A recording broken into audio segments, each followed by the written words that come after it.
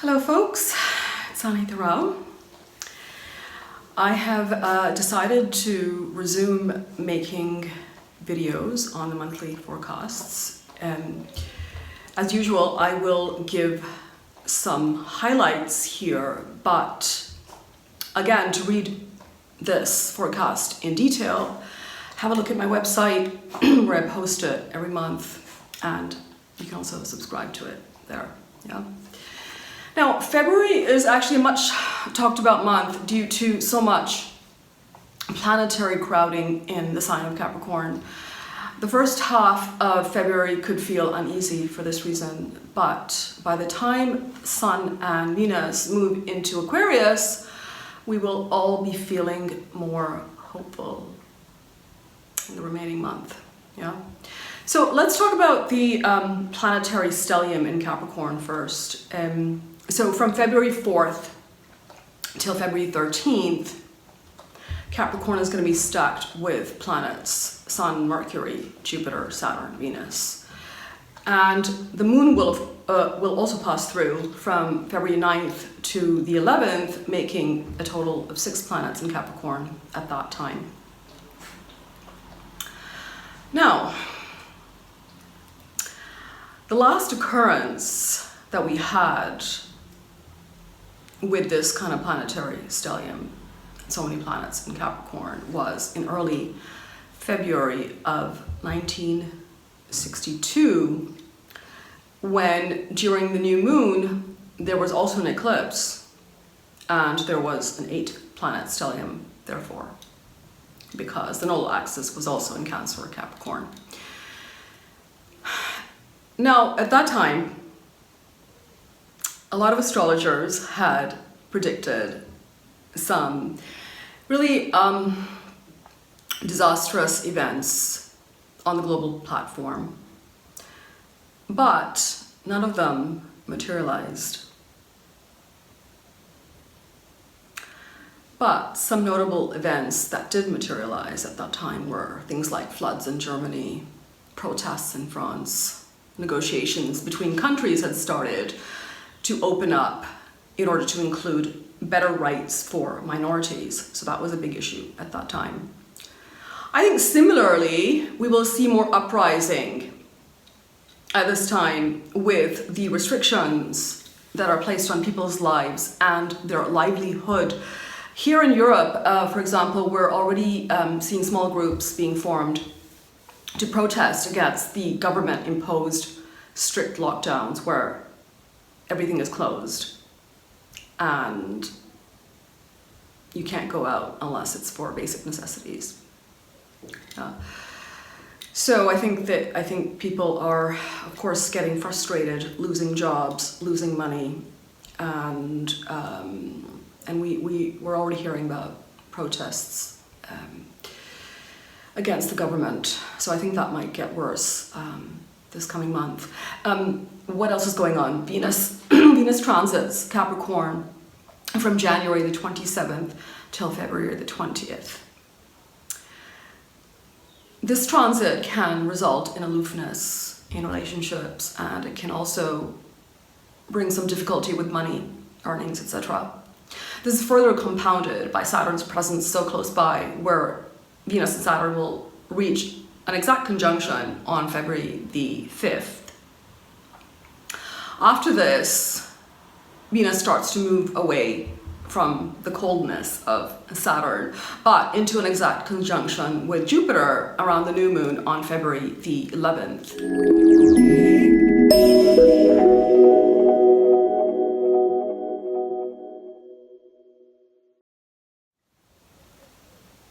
So this can be a draining transit for Venus. It could be a time when diplomacy and negotiation become very crucial. And keep in mind, at this time, we also have the retrograde Mercury, which can cause an increase in misunderstandings and mishaps and things like that. So this is another reason to sort of slow down and deliberate when speaking, with extra effort given to listening and receiving what the other is expressing. Mercury transits Capricorn till March the 11th. By January 25th, Mercury had moved into Aquarius, and by January 30th, Mercury reversed into its first retrograde cycle of the year. Due to this retrograde cycle, Mercury will be hanging around that Capricorn Aquarius region through March 31st. Mercury will dip back into Capricorn on February the 4th. And Mercury will move all the way back to 17 degrees of Capricorn and resume direct motion on February the 20th.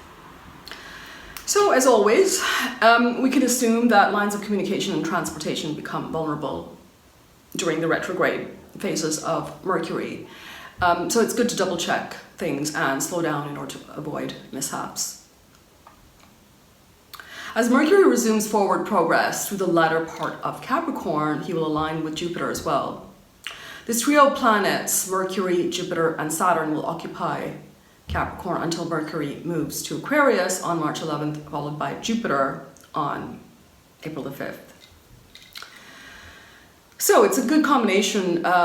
These three, the trio is actually a good combination for building educational programs, perhaps managing investment portfolios, and looking at viable growth avenues, just generally creating practical business plans. Good time for that.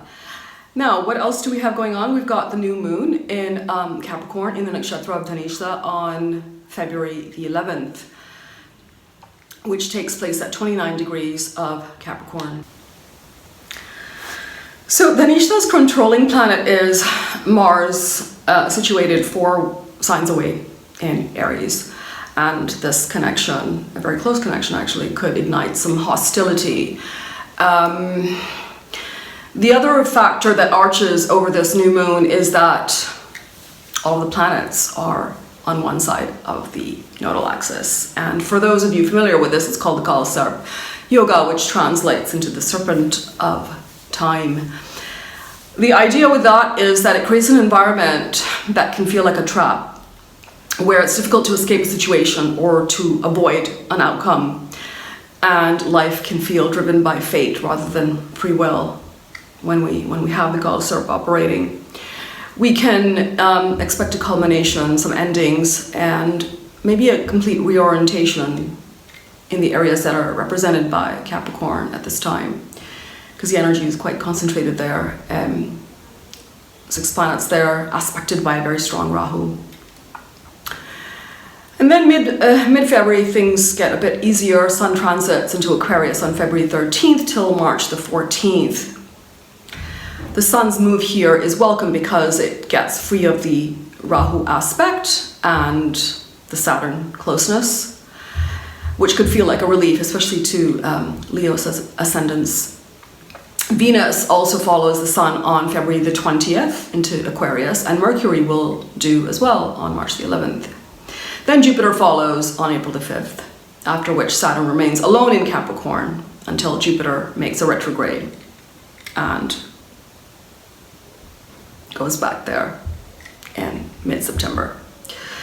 Now, the prevailing planetary weather until April points toward responsible growth, correcting foundations, and deliberate action to build structures. So some planning there. And of course, patience in the face of an ever-changing playing field. Venus transits Aquarius from February the 20th till March the 16th. Venus may feel free upon reaching Aquarius due to the relief that comes from distancing from Saturn, while at the same time escaping the gaze of Rahu from Taurus. This could signal some calming in relationship matters and in money matters as well. Venus represents the concept of social interaction, which stretches from one-on-one relationships to politics to artistic creation, in which we interact with materials and medium.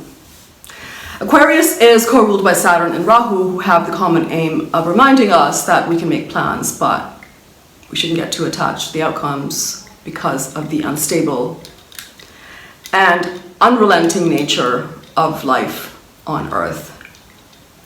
In this way, Rahu unites the masses with little regard for race or creed or religion. And Saturn protects the weak and bestows sovereignty to all beings. Yeah. So together they color Aquarius as a sign of humanitarian concern and equity for everyone. So this is the nature of Aquarius. It can be a difficult combination, but for Venus and Sun, though, when they come together, because it reminds us of the challenges faced in relationships and community when we learn to balance individual needs with collective goals. And in the environment of Aquarius, the voice of the masses is amplified, usually over the individual. So this combination through Aquarius can be reflected in a rebalancing of leadership roles and government goals also. Now, Mars transits Taurus from February the 22nd till April the 13th. Mars has been strongly placed in his own fire sign of Aries since December the 23rd. Now Mars moves into a slightly altered state on the 22nd of February, where he joins Rahu in Taurus. Now, for a bit of context, the last time we had a Rahu and Mars encounter was in Gemini around May, June of 2019. So similar themes could come up now as Mars and Rahu conjoin exactly on March the 27th and 28th at 20 degrees of Taurus. Mars joining Rahu at least gives us the power to fight, as Mars will break the Galsarp yoga, yeah? So that's positive.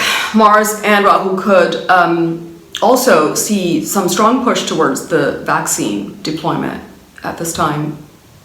Now, Rahu's energy can feel like gusts of chaos, a sort of a choppy, windy feeling, because it's an airy planet that can cause, all kinds of unexpected consequences, whereas Mars can be very fiery and easily agitated. Air and fire together are ingredients for explosive conditions. But the balancing factor here is that it's happening in the very earthy sign of Taurus, as well as the fact that Jupiter will be aspecting Taurus at this time from Capricorn up until April the 5th. So it gives some sort of a positive stabilizing input to the Mars-Rahu combination. Anytime Jupiter can influence Mars toward channeling that fire for good, we can all benefit.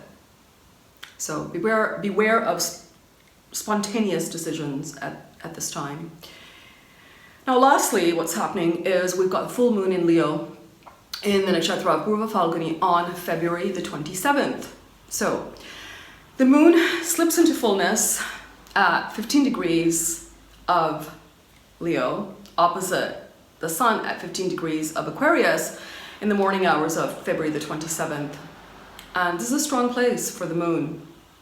The second half of February may feel much different from the first half. The sun is joined by Venus in Shatabhisha nakshatra at this time, while the moon is in Purva Phalguni. So this full moon actually is an auspicious one. It's also known as the Magha Purnima, which is normally marked by bathing rituals and a good time to make donations. Yeah.